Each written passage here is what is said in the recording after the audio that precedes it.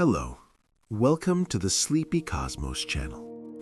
This channel is designed for you to release the stress you experience throughout the day, to distance yourself from the real world even a little, and to relax yourself. Are you ready? Then turn off your lights and close your eyes. We're setting out on a journey together. When I opened my eyes, the first thing that caught my attention was the silence inside the ship. This wasn't a silence you know. It was as if it was a void where nothing existed. All the sensors inside the ship were working flawlessly. All systems were proceeding routinely, but there was no mechanical hum in the environment, no electronic click, no engine vibration. It was as if the ship was holding its breath to imitate the absolute darkness of space.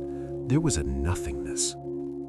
As I lay half buried in the seat, struggling with the weight of my eyelids, I realized my body hadn't fully awakened yet. Dream remnants were still continuing in my subconscious. I was on that thin line between sleep and wakefulness. That is, I was in the place where the human mind expands the most. A person could imagine the universe most deeply right there. The ship was rotating silently and slowly around its own axis. External sensors were transmitting the light of stars to panels that functioned more as data screens than windows. The panels were converting starlight into information. There was no image, only numbers, coordinates, density graphs. Space here was no longer a visual landscape, it was a mathematical fabric to be analyzed. The moment I touched the metal surface on the armrest of the seat with my hand, I felt its coldness. The ship's temperature setting is never adjusted for human comfort, only for energy efficiency. Humans learn to live within the machine's tolerance limits. Very quiet, very constant. A kind of space seclusion. I took deep, deep breaths. The ship's air mixture was sterile, odorless. The margin of error in Earth's air always remains scattered compared to this sterile environment. The smell of soil, water vapor, ozone, pollen, even decayed organic particles. Earth is a collection of scents, but here everything was measured with incredible perfection. That's why I'm here, so that my body's entire nervous system would get used to the absence of that noise, not to remember Earth's noise. My purpose may seem simple to you, to collect data from near a black hole as close as possible, to record gravitational effects, to read particle velocities in the accretion disk, to measure light curvature around the event horizon. But what this mission made me feel was much more than a scientific routine and even many worldly pleasures. Approaching a black hole means a human touching the universe at the closest time, because a black hole is the universe's ability to forget everything it knows. Even space changes shape around it. Time turns into a liquid near it. It thickens, slows its flow. Space curves like a surface.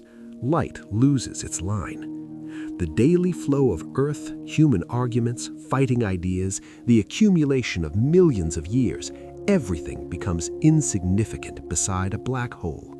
A black hole silences the universe's pride. A black hole makes everything on Earth insignificant, and a black hole can swallow everything. I got up from my seat. I pretended to look outside from the ship's panoramic screen. Unfortunately, I couldn't see outside. The void of space was hiding itself because it was quite dark. Only sensors. Then the question that crossed my mind to myself: how do you admire a landscape you can't see with your eyes? Is it possible to fall in love with an invisible landscape? I couldn't find an answer. I sank into a deep silence. I still hadn't shaken off my sleepy state, and the ship continued to drag me slowly toward the approaching unknown. The lights inside the ship weren't bright. They resembled a dim night lamp. The indicator panels were blinking like tiny constellations, quietly glowing in the darkness. Each light represented different data: speed, direction, radiation density, gravitational deviation, time dilation rate. All of them were within a calm, mathematical order. Compared to the chaos in human life, the universe's chaos appeared much more orderly. Nothing in the universe was rushing, nothing was shouting, nothing was insisting right now, immediately. No one was in a hurry. Everything was slow, heavy, and precise. I leaned my head back, let myself go, and half closed my eyes. Maybe you're doing the same thing right now while listening to this. You can let yourself relax without thinking about anything, lying in your bed, your eyelids heavy, saying to yourself, "Let me just listen a little more."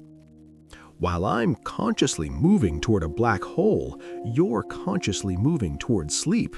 We're both in a kind of fall, actually. The first rough simulation of the black hole appeared on the ship's main screen. In reality, it wasn't possible for me to see it with the naked eye. No light was reflecting from it. But the matter disk rotating around it, the accretion disk, had already begun to be captured by the sensors. On the screen, a perfect black circle in the center, with a bright, thin ring spinning around it. As the ring accelerated, it narrowed, and as it narrowed, it heated up. The gas and dust particles rotating around the black hole were moving so fast that due to friction and compression, they heated up to millions of degrees and emitted X-rays. We couldn't see them directly with our eyes, but the sensors were doing a silent translation. Things invisible to my eyes were quite clear to the devices. The ship's computer began to speak in a soft tone. Gravity gradient detected, time dilation increasing. Every time I hear this sentence, the same thought always crosses my mind. Time flows differently here. Maybe right now, as you listen to this sentence, the clock in your room continues to turn at the same speed. But in the universe, time doesn't flow at a single rhythm.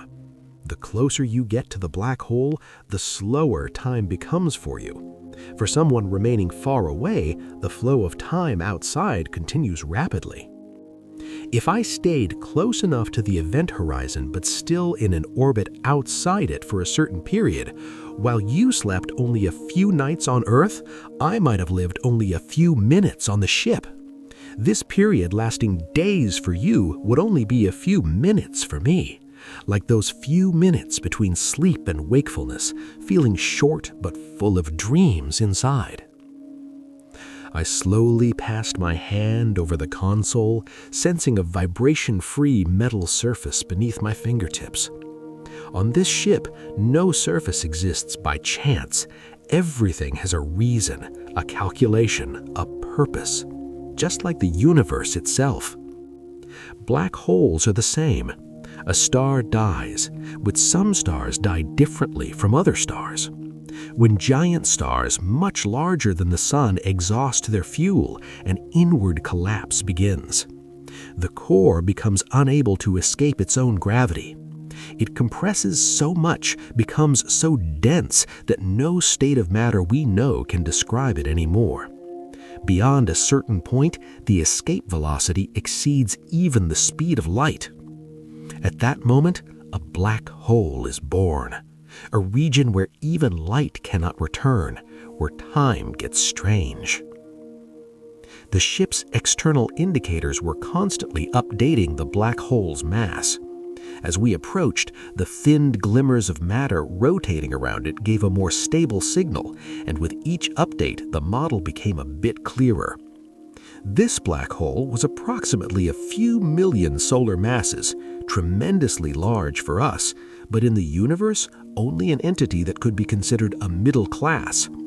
The monsters in the universe's depths could have masses billions of times this, supermassive black holes in galactic centers. The silence inside the ship began to deepen even more with these thoughts. It resembles the silence in your room right now, like those moments late at night when street noise slowly disappears. I took a deep breath and closed my eyes completely, even if only for a short time. I believed the darkness was now coming from my mind, not from the ship's dim lights. I whispered to myself and asked, what does a person actually seek when going toward the universe's darkest places? Maybe we drift into sleep in pursuit of the answer. Maybe we never find the answer, but being in this search itself calms a person. The ship's autopilot made an orbit correction. I felt a slight acceleration, but the seat's shock absorbers almost completely absorbed this sensation, as if we weren't moving from our place at all, just gliding through time. And the invisible shadow of the black hole continued to pull us toward itself slowly but certainly.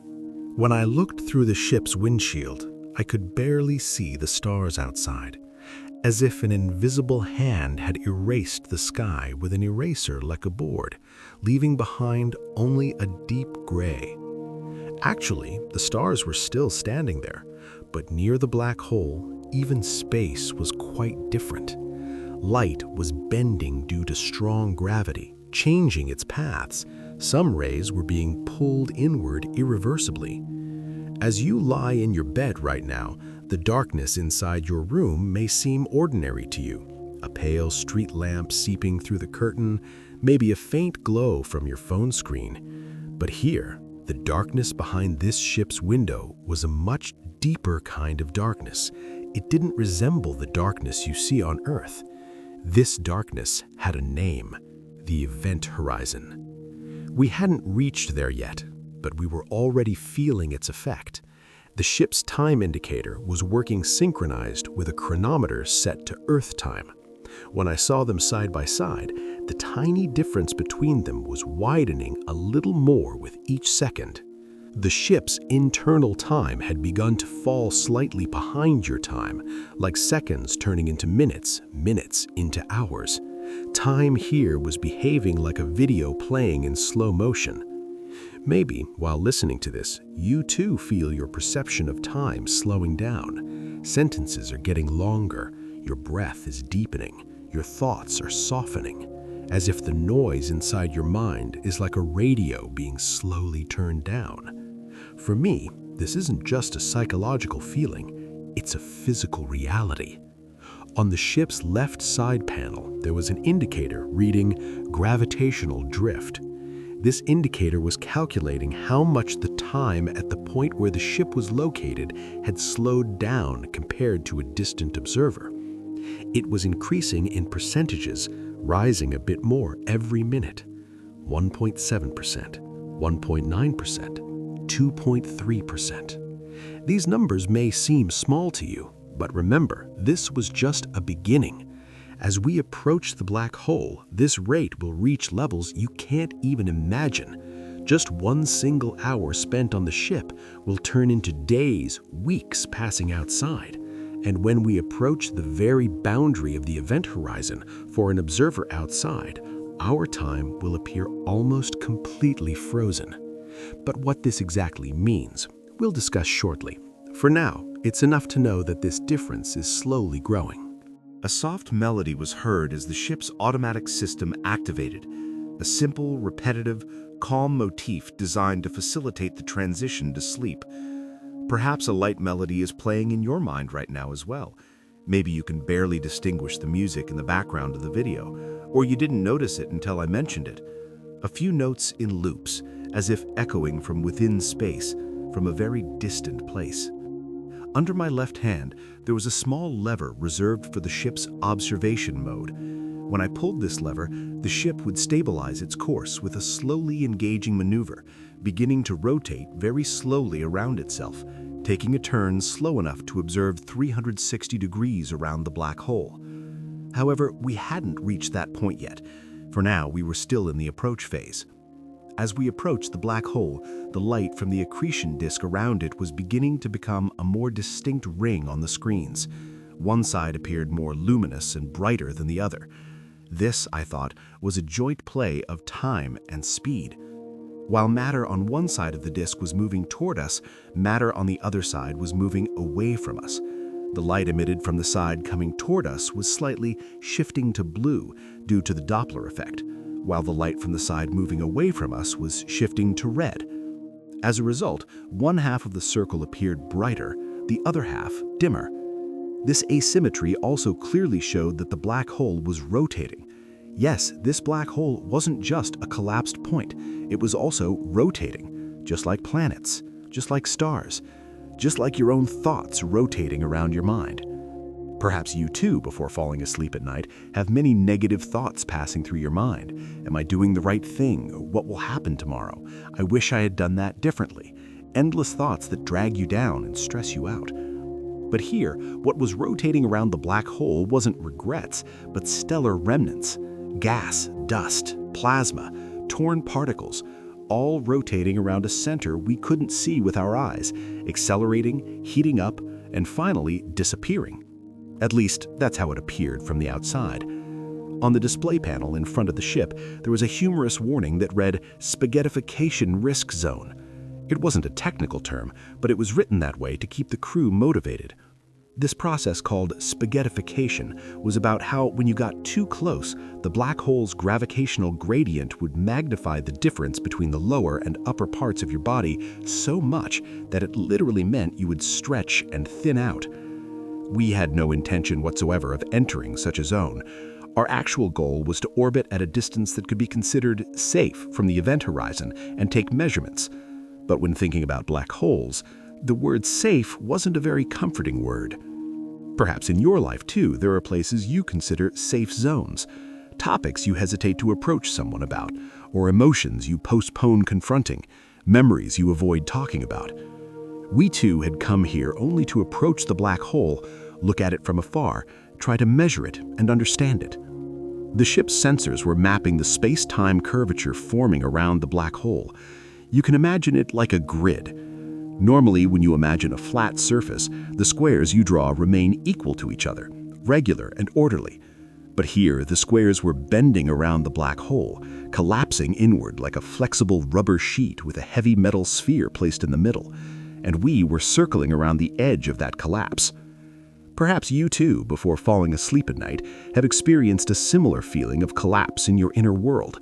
You fall into your bed, into a dream, into the subconscious, a slight feeling of sliding, a stomach drop, muscles suddenly relaxing. That's what approaching the black hole was like.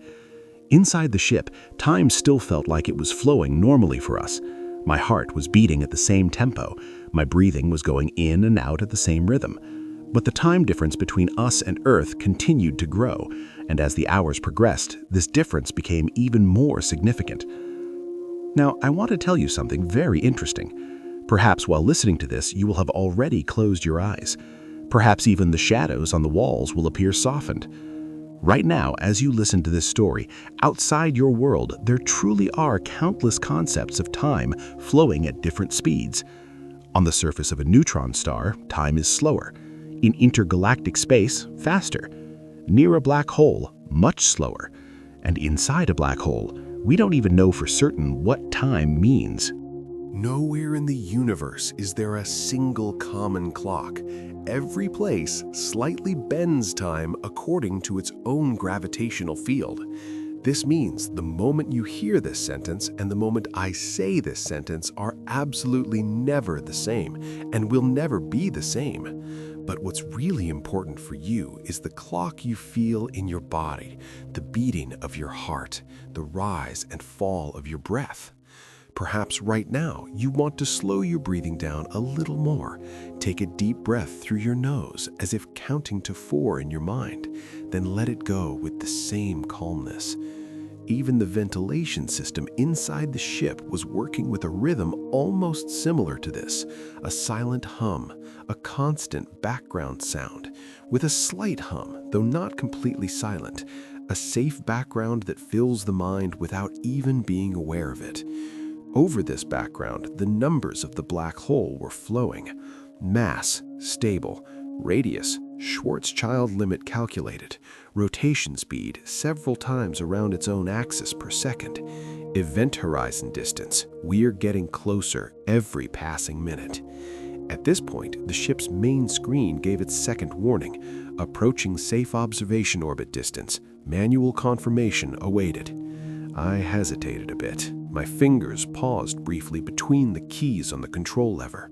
From this point on, turning back was easy. A small thrust in the reverse direction, speed reduction, turning the course. But this flight was planned precisely for this, to approach the very edge of this boundary, the line between known physics and the unknown, which is what the human mind is most curious about. The event horizon was this boundary.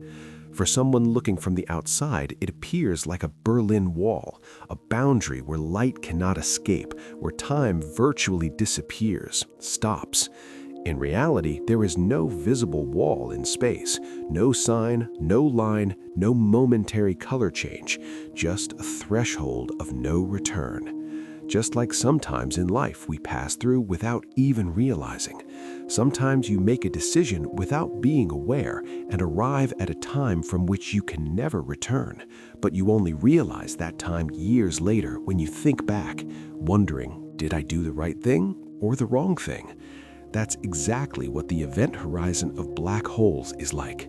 You can only understand the boundary if there's someone who can look back, not while passing through it. But those inside no longer have any chance to look back. Fortunately, our plan was to remain at the outer edge of that threshold. That is, we still had the opportunity to turn back. We could return, at least in theory. I took a deep breath. I pressed the confirmation button. The ship's engines began to vibrate slowly, then quietly settled into its new orbit. Now we were in a stable observation orbit around the black hole. Now we were moving into a much more interesting phase, those strange experiments that question not only the speed of time, but also its direction. But before we get there, let your mind settle into this orbit with us too. Now I want you to imagine for a while, clearing all the thoughts from your head. You're rotating in the middle of space around an invisible point whose presence is more powerful than anything. The sky isn't completely pitch black. In the distance, you see starlight bent in the shape of a thin and bright ring, as if someone had taken the entire universe, slightly bent it from the edges, and gathered the light around a circle. This ring is actually the light from distant galaxies behind. The black hole's gravitational field bends and curves these lights, showing them to your eye like a kind of optical illusion. We call this gravitational lensing. The black hole works like an invisible lens. It magnifies, bends, multiplies light. You see some stars as if they're in multiple places. But this image isn't just an optical illusion. This is the bent state of space itself. When you close your eyes in your bed, perhaps the shapes inside your room slightly dissolve. The edge lines lose their sharpness. Your mind leaves the sharpness of daytime and slides into the blurry boundaries of dreams. Here, the sharp lines of space are disappearing. The paths you thought were straight are curving. The lines you thought were perpendicular are bending. And we are now gliding along the edge of this curvature. The clock inside the ship switched to comparison mode with Earth time. 2 lines appeared on the screen. Time elapsed inside ship, 2 hours and 14 minutes. Equivalent time elapsed on Earth, 2 hours and 26 minutes. The difference still seemed small, but the rate of increasing was accelerating. After a while, this difference would be much more striking. I thought for a moment, if I stay here long enough and then return, could the few days that pass for me turn into years on Earth? What would my physical appearance be like? This question began to gnaw at my mind, but I couldn't answer it yet, or I wasn't ready to answer it. Perhaps you, too, want to keep this question in the corner of your mind and leave it there to return to later. This is exactly like the space equivalent of the Zeigarnik effect. An unfinished thought remains silently open in the mind. An unfinished story keeps the sense of curiosity alive. People wonder about things they don't know. We too were in orbit around unanswered questions around the black hole. One of the ship's sensors recorded a sudden spike. On the screen, an X-ray flare rising from the accretion disk. This meant that from a region close to the disk, a large mass of matter was about to fall into the black hole. Gas and dust would heat up violently at that point one last time, glow, and then disappear. According to our own thinking, perhaps there are dozens of theories about what happens on the inner side of the event horizon. Some say everything compresses at the singularity, some say quantum effects write a completely different story, and some dream that the seeds of a new universe are hidden there. We can't truly verify any of them, because the inside of the black hole is truly a black box for us. This uncertainty makes it both frightening and strangely comforting. Because we're not obligated to answer every question, we can leave some of them just as they are, asked. Now, if you want, you can allow some of your unanswered questions to sit on the shelf for a while. You don't have to chase after every question. Some can accompany you just by existing. In this life, it's not possible for us to solve everything. If it were possible, none of us would have any problems left. Anyway, let's return to our topic. While looking out from the ship, I noticed the light ring around the black hole slowly fading and strengthening. In some regions of the disk, there were flares. In other parts, there was relative calm. These changes were like a rhythm of breathing in and out, expanding and contracting density waves, rising and diminishing brightness, like a massive galactic heartbeat. At that moment, I realized something. Nowhere in the universe was there true, complete silence. Everywhere was in a process where things, even if slightly, were moving, expanding, vibrating, transforming. Actually, sleep is like this too. From the outside, you appear motionless, but at that time, your brain, your heart, your cells work smoothly, performing their functions. It's as if they're all playing their own small parts in a great cosmic symphony. In my seat inside the ship, I leaned back and closed my eyes again. For a while, I stayed like that, doing nothing. What was going through my mind? I'm around a black hole, and you're probably in your own bed. We're both like small islands standing in the middle of different time flows passing through the universe. We haven't seen the exact boundary of the event horizon yet, but we're getting a little closer to it every passing minute. And very soon, we'll reach the edge of that strange region where time almost stops. When we get there, we'll get at least somewhat closer to answers of the kind that most people can only see in their dreams about what not only the black hole is, but what time, light, and perhaps what we call I is. But that's a part we haven't reached yet. For now, just in this orbit, take one more calm breath. And if you wish, make your eyelids a little heavier. Because the truly strange part of the story, the part where time's behavior really gets weird, begins in the next step. After the ship's systems stabilized the new orbit, the internal gravity simulator was readjusted. The parameter that needed to be adjusted was simple: to relax the human body. That is, the ship was applying artificial gravity low enough to relax the muscles as much as possible, but providing minimum resistance so that bone tissue wouldn't experience degeneration. This was an interesting comfort. On Earth, you lie down on a bed, you feel your weight, you notice the firmness of the sheets, the point where your spine presses. But here, weight was merely an idea, not real. It was as if my body was a memory written in space. Under half gravity, breathing was easier, eyelids heavier, thoughts softer. Sleep was ceasing to be a physical need and becoming a mode of consciousness that shared the same rhythm with the universe. I wasn't searching for answers to humanity's great questions. I was just sitting in the orbit of curiosity, circling around these questions, just like the ship was doing around the black hole. For a moment, I pressed my face against the metal wall and tried to feel the temperature difference. But here, metal didn't get cold, it maintained its temperature.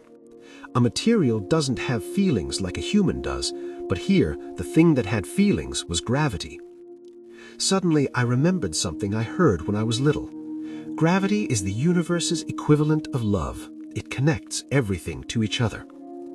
Of course, this wasn't a physical definition, but its poetic side felt much more real to me now. The pull of the black hole was the strongest bond in the universe. Such a strong bond that even light couldn't escape from it. For a while, I played with a small plastic object spinning between my fingertips. A pen cap. a small thing I had placed on the console before leaving Earth, then forgotten.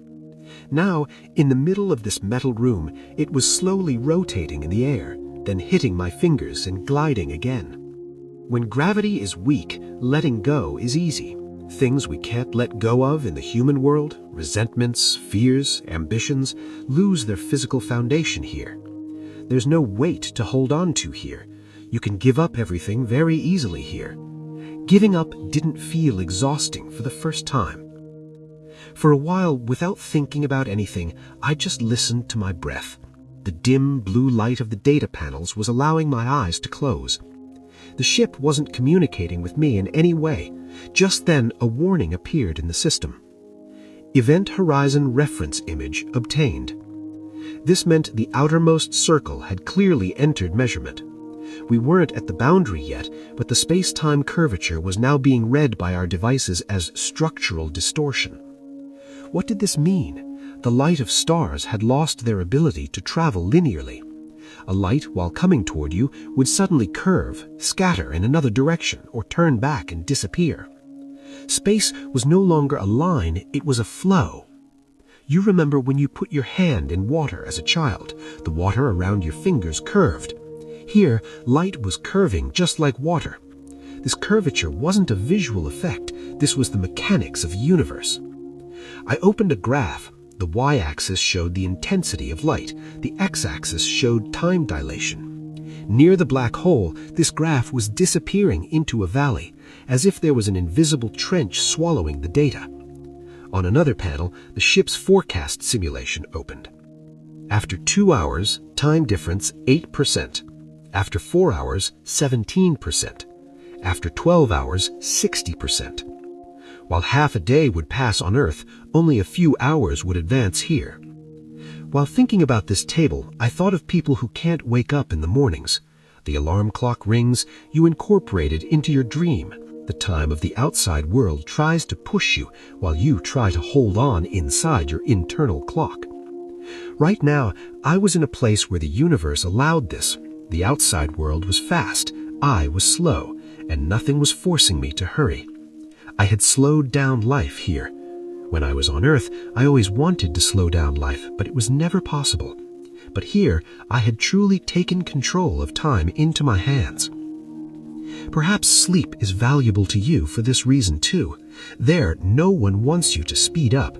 Time doesn't force you into a race. Life takes a break from chaos, stress, thinking, rushing for a few minutes. Time doesn't stop in any way around the black hole, but it makes you forget its speed.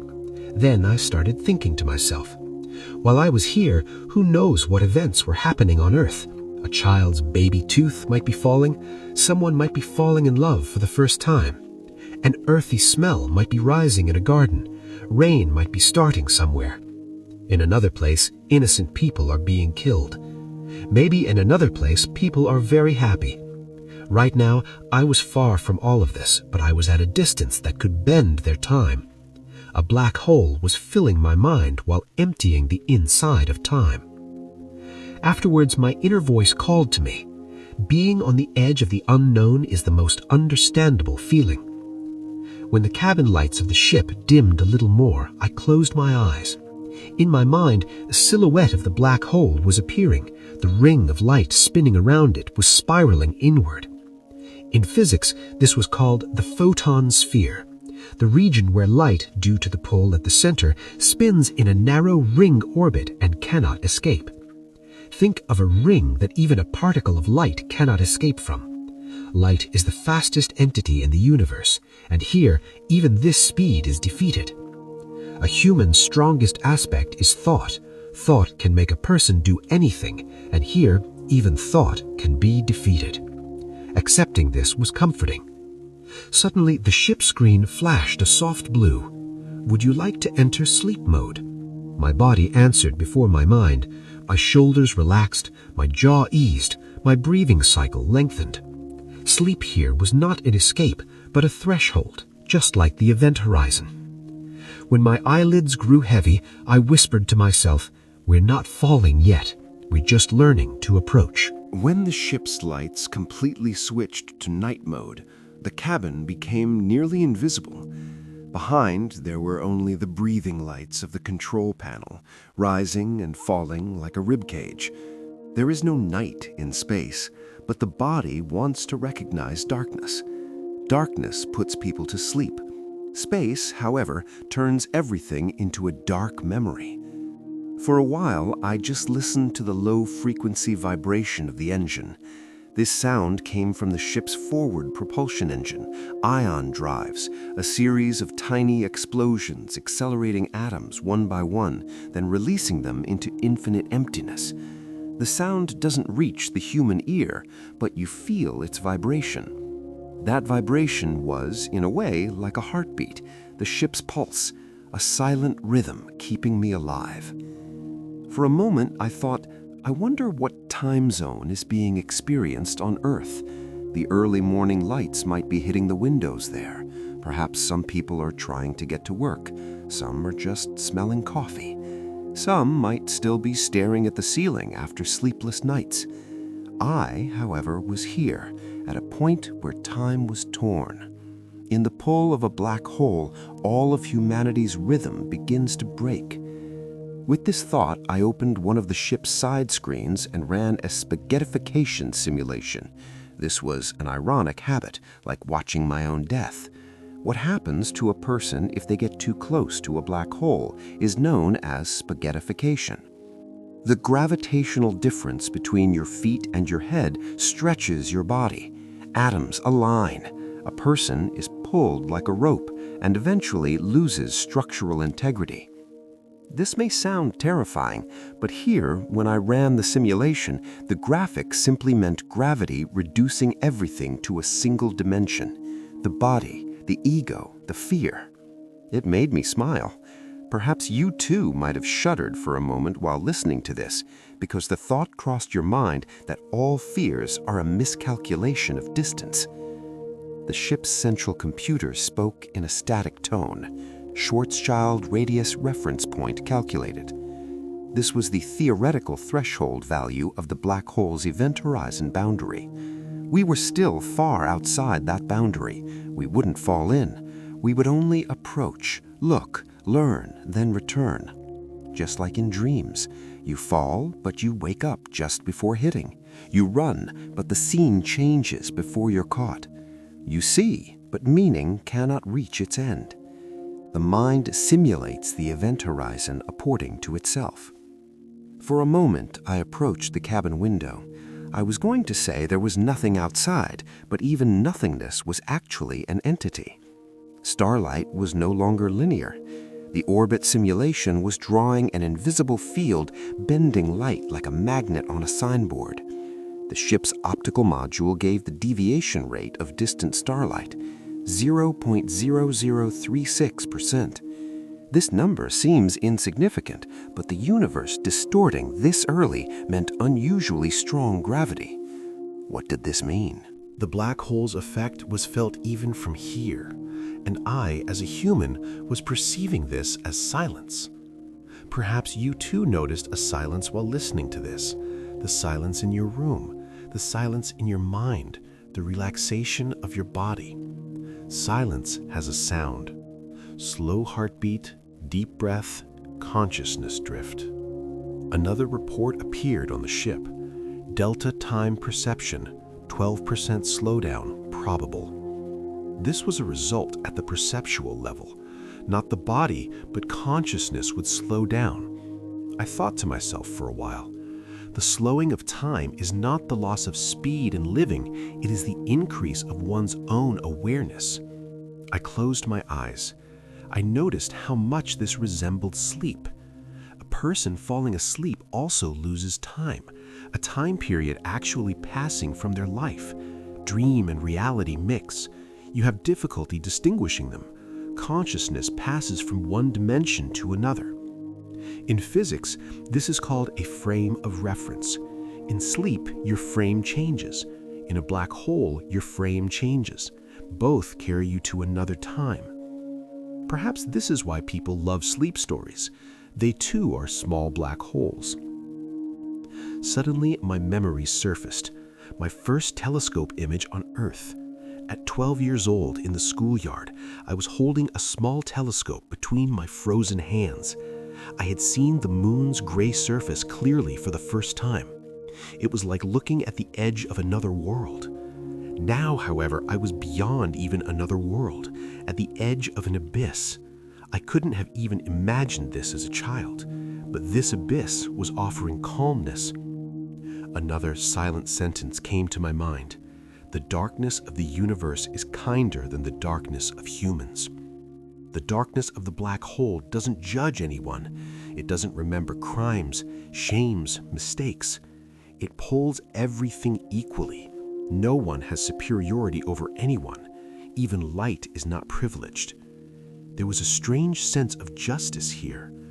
Perhaps this is why being here gave me peace. The ship asked once more, "Shall we switch to rest mode?" I didn't answer at first. I preferred to wait a bit.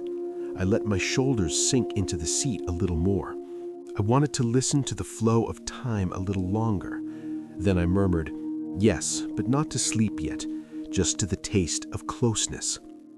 The panel quietly darkened. My body grew heavier. My breaths slowed. And I, at the edge of the black hole, just learned to exist. As the ship cabin melted into complete darkness, the boundaries of my body began to soften. It had become difficult to understand where I ended and where I began.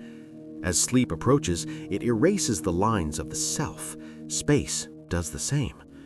For a while, I closed my eyelids. Perception withdrew from space inward.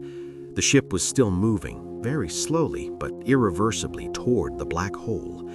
Perhaps only a few minutes were passing for me, but time on Earth was expanding outward, accelerating, fragmenting.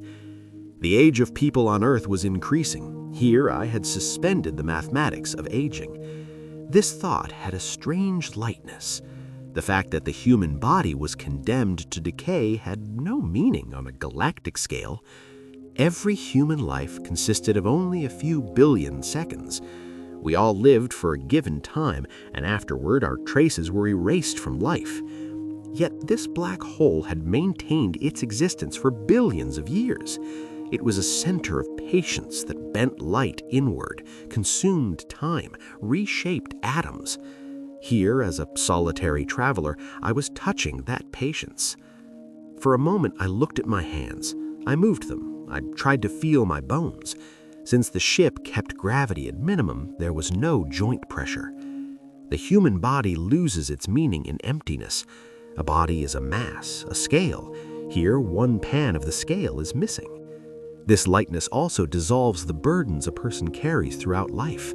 Identity, the past, resentments, ambitions, all want weight. They want gravity. They want ground. Space permits none of these. The ship's artificial intelligence module reported again. Photon flow around observation field has become irregular. This meant light was beginning to curve in unpredictable ways. Space-time was ceasing to be mathematical, becoming intuitive. I opened a holographic map.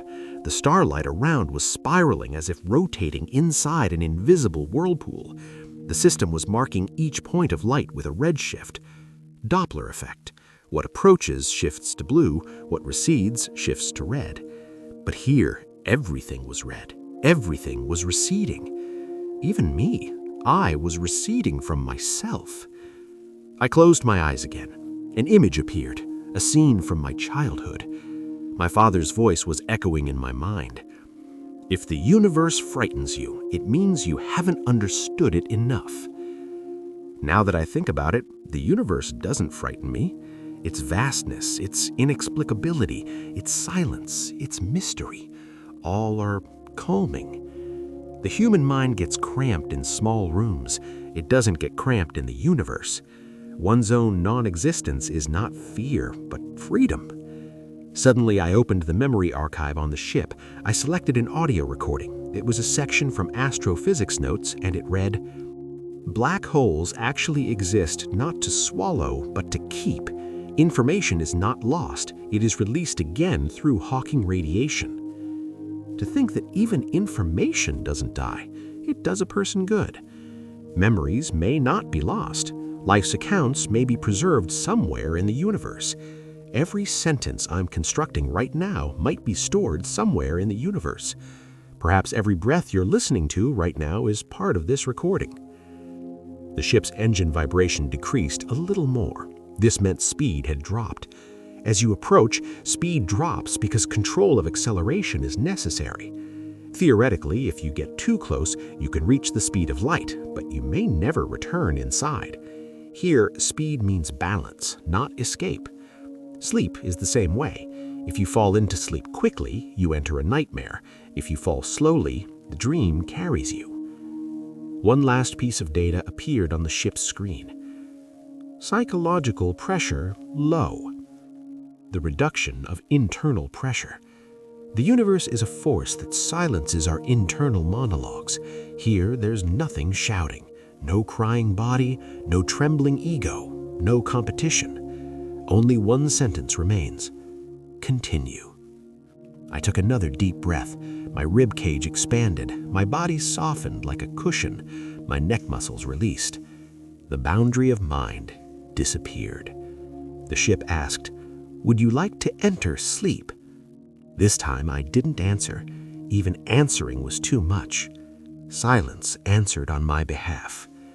And I, in the darkness, had approached the universe's greatest question with just one word: surrender. After a while, I realized that even surrender was changing form. This wasn't passive acceptance. This was the desire to harmonize with the universe's rhythm. If a person stops swimming against a river's current, they don't drown.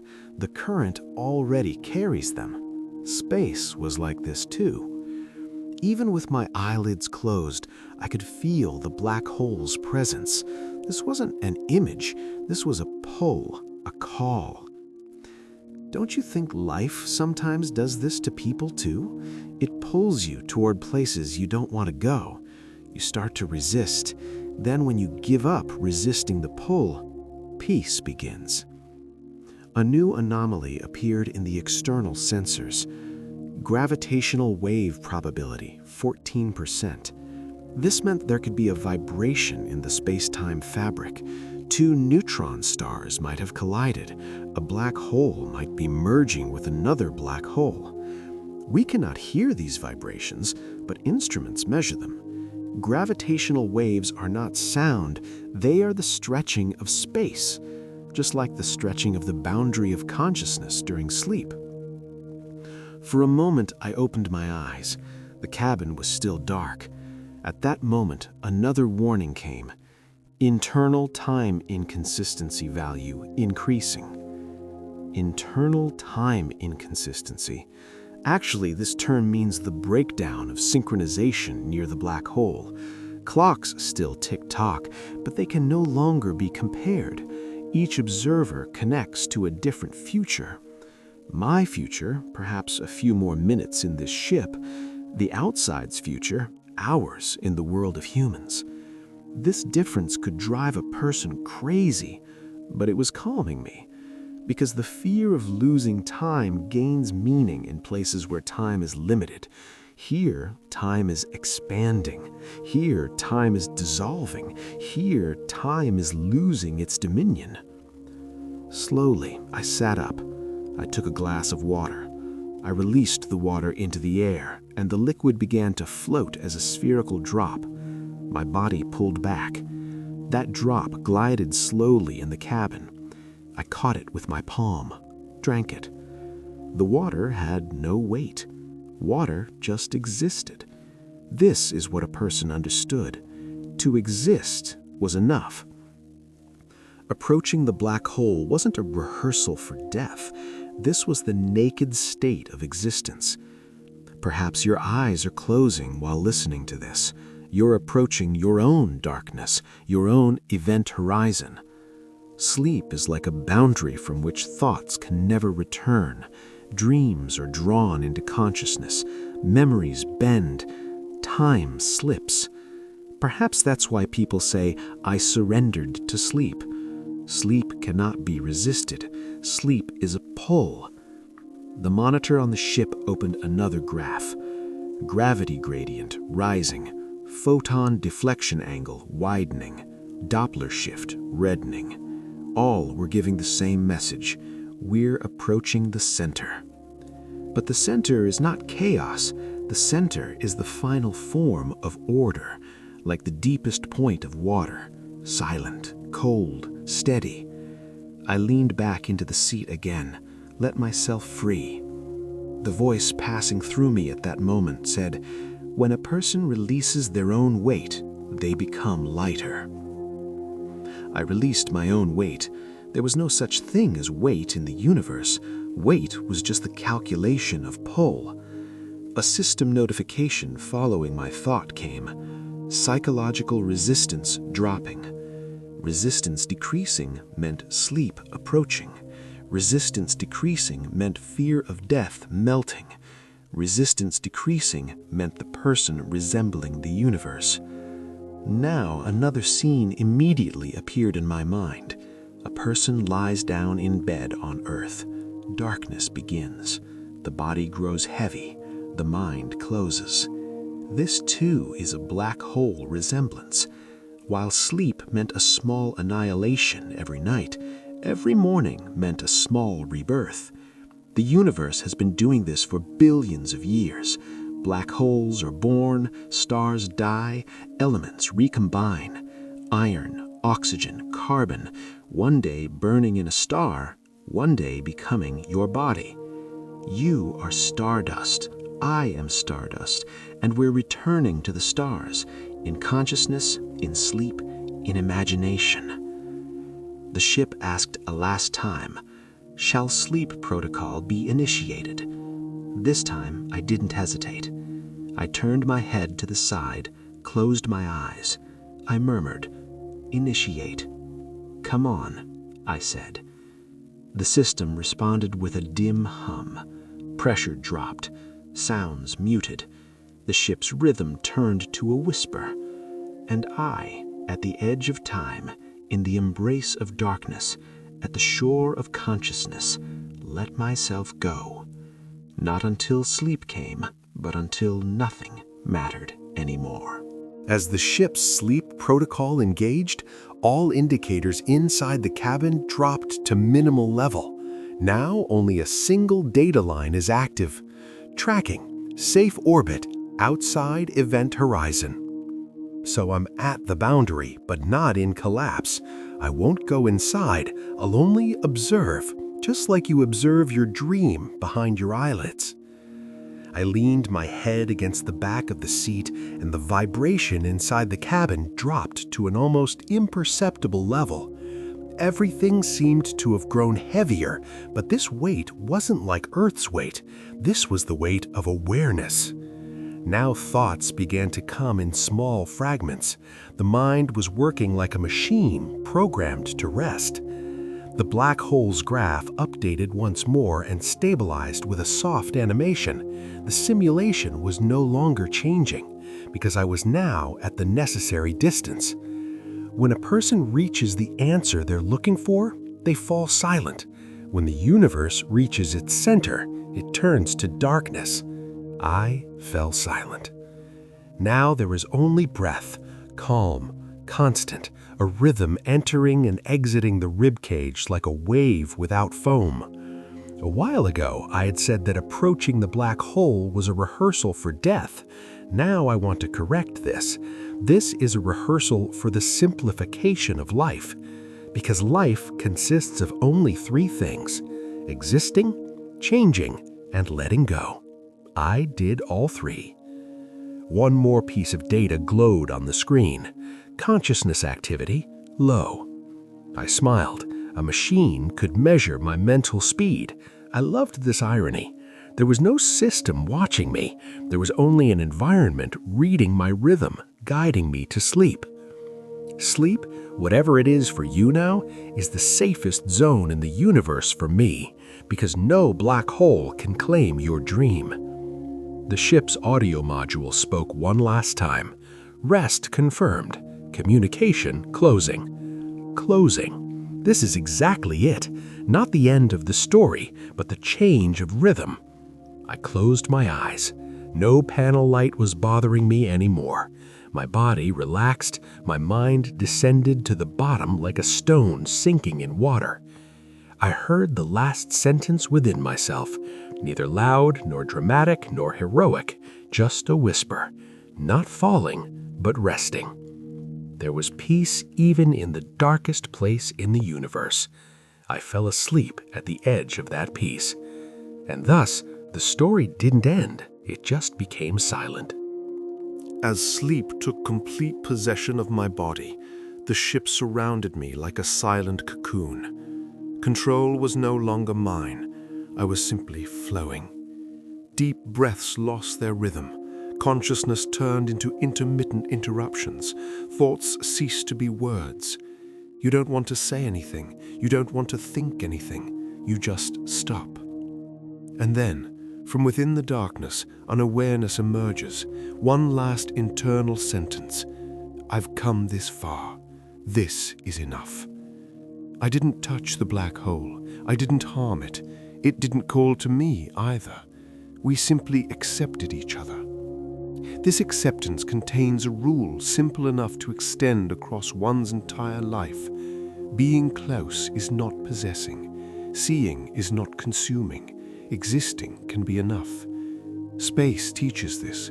Darkness teaches this. Sleep teaches this. Slowly, the cabin's internal sensors stabilized my body temperature. My heart rate began to drop. A mild melatonin supplement vibration spread through my circulatory system. The ship was accompanying me to sleep. After a while, external environment reports switched to automatic mode. No data would be read aloud anymore. No message was given to my mind. Everything would happen on its own. One holographic drawing appeared one last time. The black hole's outer boundary shone like black ink of a silent collapse in the fabric of space. As this image became fixed, this passed through me. Perhaps human peace lies not in understanding everything, but in letting go of some things. I let go, not of curiosity. I let go of clinging to it. I didn't have to know. I didn't have to name it. I didn't have to see the end. Just like your thoughts that you can't finish when falling asleep, they break somewhere, remain incomplete, dissolve. After all, the human mind passes through a black hole every night, that brief threshold from which knowledge cannot return. We call this dreaming. Finally, all the ship's internal lights went out. The same thing happened inside me. The light went out, commentary went out, resistance went out. Behind me there was neither Earth, nor my past, nor my goals. Ahead of me there was neither darkness nor future. There was only this moment. One more final sentence rose within me, this time not even a whisper. It was a trace of breath. Now I can rest. And I rested. In the ship's embrace, at the edge of time, in the universe's most silent place, I released my consciousness. Even as the story ended, the universe continued to expand, and I no longer needed to catch up with anything.